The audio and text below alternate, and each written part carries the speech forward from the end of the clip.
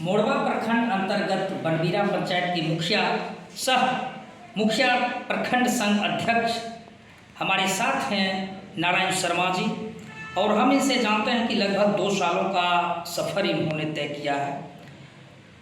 Second round इन्हें मुखिया के रूप में लोगों ने मौका दिया है, लेकिन लोगों से जानने के बाद, लोगों से विजिट करने के बाद पता चलता है कि जो रफ्तार होनी चाहिए विकास का, वो रफ्तार काफ़ी स्लो है, काफ़ी धीमा है। क्या कुछ कहते हैं नारायण जी, हम इनसे जानते हैं विकास को लेकर। जैसा कि आपके द्वारा अभी कहा गया कि जनता के द्वारा भी जब पता चला तो लगा कि इन 2 सालों में रफ्तार कम हुई है।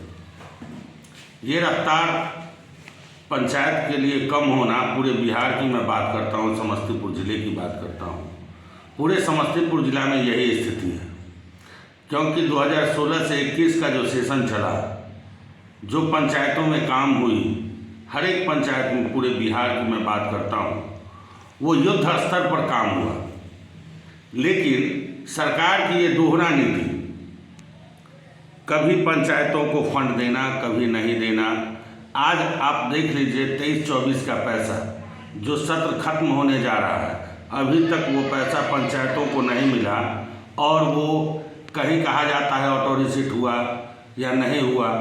पंचायत क्या विकास करे? मुखिया तो अब ठेकेदार हो गया, पूंजी लगाता है मुखिया, काम करवाता है, MV बुक हुआ।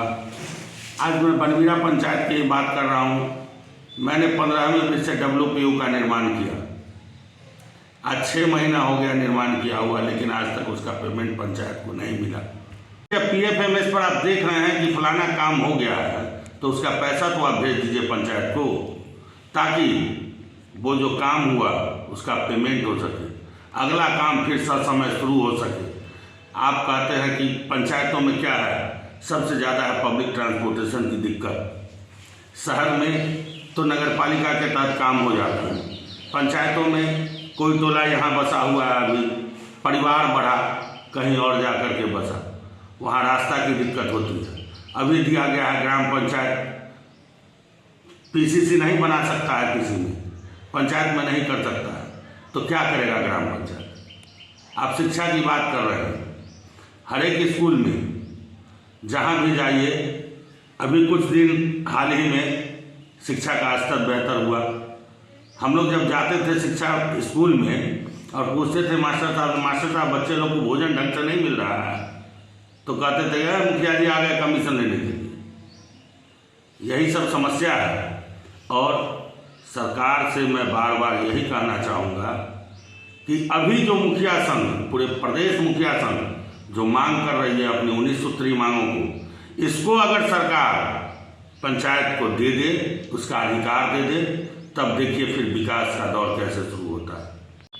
पहले मैं 16 से 21 में जितनी भी योजनाएं आई, किसी भी पंचायत में शुरू होने से पहले मैंने बनबीरा पंचायत में उन योजनाओं का क्रियान्वयन किया, और पूरे समस्तीपुर जिला में बनबीरा पंचायत ही था जो 7 निश्चय पार्ट 1 में पूरे अपने पंचायत के पूरे वार्ड में नल जल की सेवा दिया, जबकि कहीं भी बहुत मुखिया जी रोके हुए थे। उसके बाद अभी तक हम लोगों का यही सोच रहा है कि हमारे पंचायत में किसी गरीब व्यक्ति की मृत्यु भूख से न हो,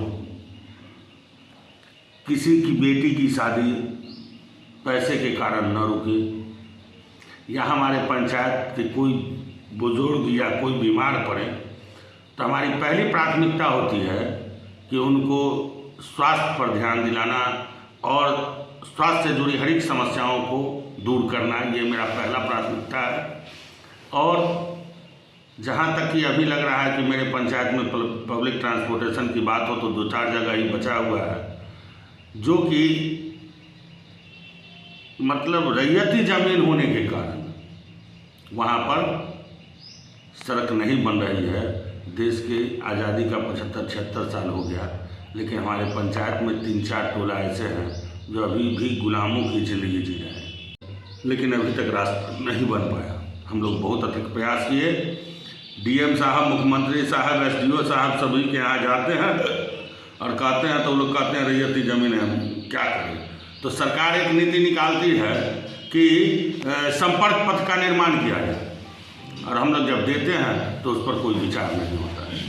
हमारे सांसद महोदय जो गृह राज्य मंत्री हैं वो हमारे पंचायत में ही हैं, लेकिन आज तक उन्हें भी ये महसूस नहीं हुआ कि बनबीरा पंचायत में मेरा आवास है और इसी पंचायत में लोग अभी तक आज़ादी के बाद भी गुलाम पड़े हुए हैं। आग्रह करना चाहता हूँ कि हमेशा सद्भाव की भावना से जिए, एक दूसरे के सहयोग की ज़रूरत है, जो अभी हमारे देश में इसकी ज़रूरत है, हमारे पंचायतों में ज़रूरत है।